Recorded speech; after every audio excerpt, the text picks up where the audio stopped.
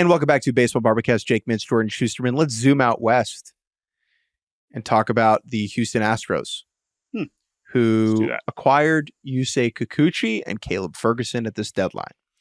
The Yusei Kikuchi ad is another one of the big eyebrow raisers at this deadline.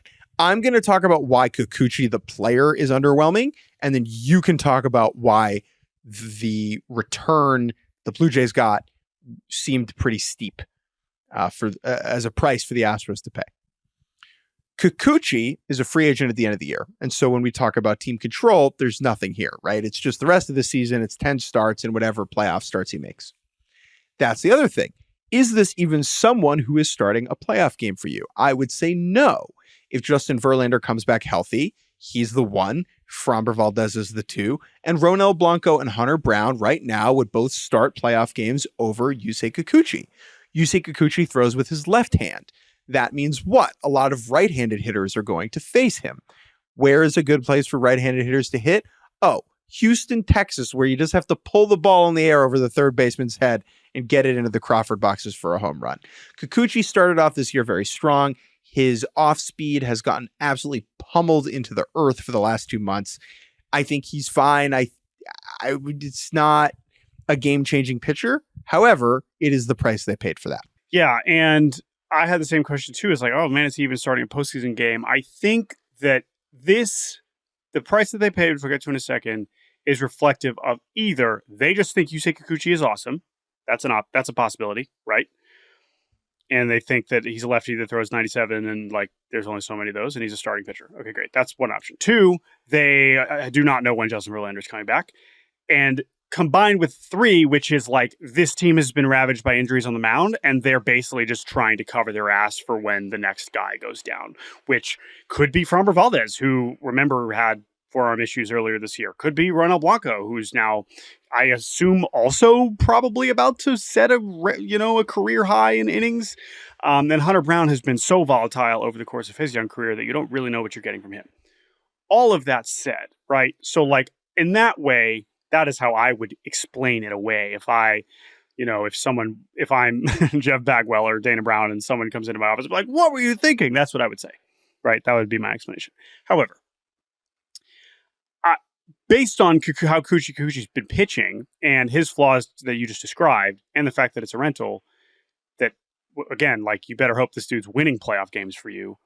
Trading away three players who, not just three good prospects, three of your best prospects at the top of a weak system, three guys that were already helping you this year. I know Bloss has not been good in his few starts, but Lo Perfido was on the roster. Will Wagner also in AAA having good success. That is what is just so shocking because you're dealing from depth that could still be important this season and in the immediate future next year, right? So it's really quite the move and why we are so high on it for Toronto, because it's all three of those guys are going to help either down the stretch this year. You can. It's great right now. The Blue Jays can see what they have in Bloss, see what they have in Lo Perfido, and see if those guys in Wagner and see if they can really help them in 2025. That's why we really like it for Toronto.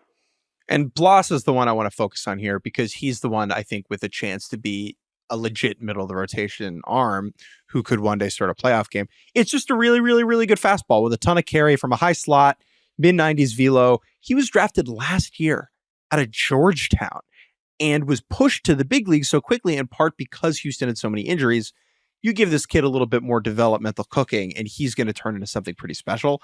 And so I don't think it's out of the question to say he could be better than Yusei Kikuchi in 2025 in the major leagues. Yeah. And the Blue Jays have him for a long time. But I think one for one, that deal could have made some sense. Sure. But adding in Lo Perfido and Wagner just makes this a very steep price to pay. Right. And again, like we don't want to be too hypocritical because of what we were talking about earlier, right? Like we do like teams who are in the window to win, that we like them to try, right? So in that sense, like I'm never going to be too, but again, that doesn't mean you can't evaluate the return. And obviously the key thing here is how good is Yusei Kikuchi? That is really the whole thing that we're talking about. And we are obviously going to find out in the very near future. And quickly, this is a team that still has a bunch of flaws. I mean, they really need another bopper. They really needed another guy who can make a difference on offense. And I know they just called up Pedro Leon, one of their top prospects. Yes. Still. Yes. C for me for this.